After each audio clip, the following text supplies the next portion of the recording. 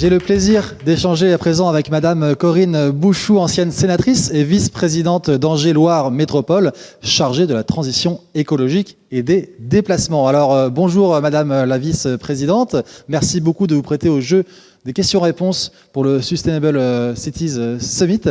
Et je vous propose d'entrer tout de suite dans le vif du sujet avec cette ambition à Angers, on le sait, de construire une ville qui soit toujours plus résiliente. Alors, qu'est-ce qu'une ville résiliente finalement, ou un territoire résilient, et à quel défi doit-il répondre, s'il vous plaît? Bonjour, merci de votre question. Je voulais tout d'abord saluer l'assistance, vous remercier de cette invitation qui nous honore.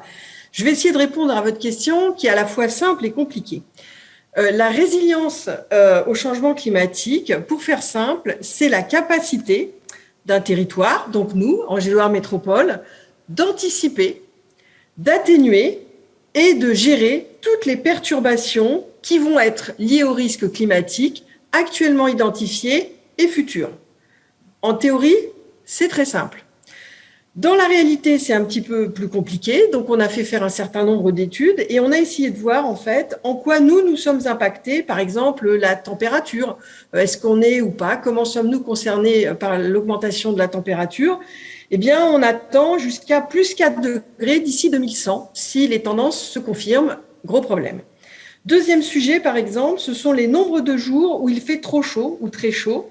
Là, on a actuellement un climat avec 50 jours où il fait très chaud. Eh bien, on pourrait avoir jusqu'à 35 jours de plus que ce qu'on a actuellement. Deuxième sujet.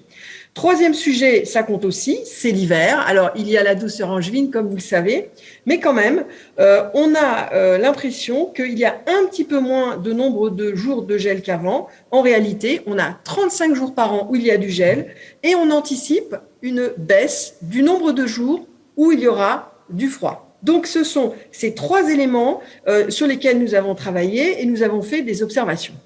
Alors ensuite, ce que nous avons fait, nous avons essayé de voir en fait en quoi cela va nous impacter compte tenu de notre géographie, compte tenu de notre localisation. Et donc, nous avons identifié pour nous des risques qui sont similaires à ce que vous avez partout et on a une spécificité dont depuis cet été tout le monde parle. Nous avons les fortes chaleurs. Comment est-ce qu'on fait pour continuer à vivre et à travailler malgré des moments de forte chaleur? Deuxième illustration, on a été très impacté ici, les sécheresses. Comment est-ce que, en fait, on va gérer la ressource en eau? Je crois que plus personne ne doute depuis cet été de l'acuité de la question. Troisième sujet, qu'est-ce qu'on fait avec la hausse des températures? Ça impacte la biodiversité, les agriculteurs et nous tous. Et donc ça, c'est une autre question de l'élévation moyenne du niveau de température. Et puis, on a un sujet qui était un peu confidentiel et depuis cet été, tout le monde sait ce que c'est. Ce sont les retraits-gonflements des argiles qui vont poser des problèmes pour tous les logements qui sont construits sur des terrains argileux. C'est énorme, les maisons se fissurent, vous ne pouvez plus rentrer chez vous, les portes n'ouvrent plus, les fenêtres ne ferment plus, une vraie catastrophe majeure. Et puis, on a aussi, évidemment, tout ce qui va être les inondations par ruissellement. Jadis, on parlait d'épisodes Cévenol, c'était limité au sud de la France. Là, on sait que ça peut arriver partout. Et puis aussi, évidemment, le risque incendie. Chez nous, en Maine-et-Loire, c'était très abstrait jusqu'à cet été et on a eu un gros incendie dans l'agglo à Trélazé. Et puis, chez nos amis de Baugé, il y a eu un très gros incendie dont tout le monde a parlé. Et j'allais dire un petit peu, ce qui paraissait il y a quelques années comme de la science-fiction, on s'aperçoit que sur un territoire comme Angers, nous sommes concernés par tous ces risques. Et en fait, la résilience, c'est comment on s'adapte à ça, comment on anticipe pour que ce soit le moins pire possible et comment on est réactif pour empêcher tout cela. Voilà, résumé à grands traits, la résilience, c'est indispensable pour tous nos territoires. Merci beaucoup, très clair. Merci pour ce témoignage. Alors, quand vous dites « on », c'est aussi, surtout, j'allais dire, les citoyens, les citoyennes. C'est la co-construction, c'est ce sur quoi, cette démarche sur laquelle vous vous appuyez. Alors, justement, elle est au cœur de vos motivations, cette démarche. Mais qu'y a-t-il derrière? Quel levier pour appuyer justement sur ces citoyens, pour aller en ce sens et vers quels résultats aussi? On veut des résultats. Alors, votre question est très bonne. Par exemple, nous allons faire un plan d'adaptation au changement climatique. Nous pensons que nous allons pouvoir faire des propositions et des préconisations, mais nous ne sommes rien sans nos concitoyens. Et donc, nous avons, dès 2020, lors de la campagne électorale, proposé d'organiser des assises de la transition écologique. L'idée était d'avoir à l'échelle de l'agglomération, pour les 300 000 habitants, en fait, des propositions dans les fonctions vitales, se déplacer, se nourrir, habiter, travailler, produire, consommer, être en bonne santé, s'épanouir. Nous avons copié la Convention citoyenne et nous avons consulté tous les habitants par des documents papier, et on a bien fait puisque 70% des votants ont utilisé des documents papier, 30% ont fait des votes électroniques, et nous avons organisé ces assises avec des ateliers pédagogiques. Nous avons recueilli plus de 1000 questions que nous avons transformées en 135 contributions.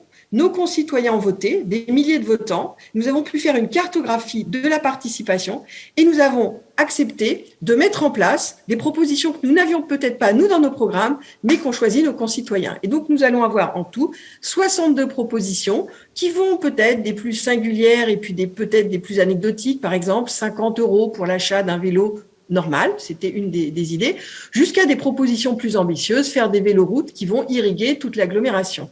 Je tiens à signaler que nous avons fait cela pendant la Covid, pendant les confinements. On a réussi à mobiliser plusieurs milliers de nos concitoyens.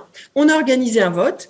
Et puis, on a subi une cyberattaque. Et là aussi, nous avons découvert la résilience informatique. Nous avons réussi, en contexte hostile, à organiser ces participations. Ça a été des temps d'échange, des temps de participation, des temps de convivialité. Et j'allais dire, ça nous a servi un petit peu de fil vert pendant les crises Covid. Et ça nous a permis d'avoir un lien positif avec nos concitoyens. On n'était pas juste dans l'urgence, les masques, ce qu'il ne fallait pas faire. On a en fait réussi à faire pendant ce Covid quelque chose qui est de la participation citoyenne à l'échelle des quartiers et à l'échelle de divers acteurs. Et donc, c'est vraiment ce qui a porté une mobilisation forte à Angers. Merci beaucoup. Et j'aime beaucoup l'expression fil vert. D'ailleurs, on va le poursuivre et le finaliser, si vous le voulez bien, avec cette dernière question, pas mince. Alors finalement, au fond, dites-nous tout, comment devient-on la ville la plus verte de France ? Alors, je vous remercie de le rappeler, effectivement. Donc, on a eu cette distinction. Alors, si vous voulez, pour moi, c'est la conjonction d'une histoire, puisque Angers a été de longue date la capitale du végétal, avec un pôle universitaire, avec un pôle industriel extrêmement important. Et puis, c'est une volonté politique forte de la collectivité de décider que l'on fait tout pour préserver la biodiversité, pour planter un maximum d'arbres. Donc, c'est parti, si vous voulez, d'une ambition forte. Et ensuite, on se donne les moyens de remplir cette ambition. Donc, c'est ça, la conjonction d'une histoire et d'une volonté forte de Christophe Béchu qu'il portait déjà depuis son précédent mandat. Je n'y suis pour rien. Un peu quand même. Je suis bénéficiaire. Merci beaucoup, madame. Merci beaucoup, madame Corinne Bouchou, ancienne sénatrice et vice-présidente d'Angers Loire Métropole. Merci à vous de votre écoute. À bientôt. À bientôt.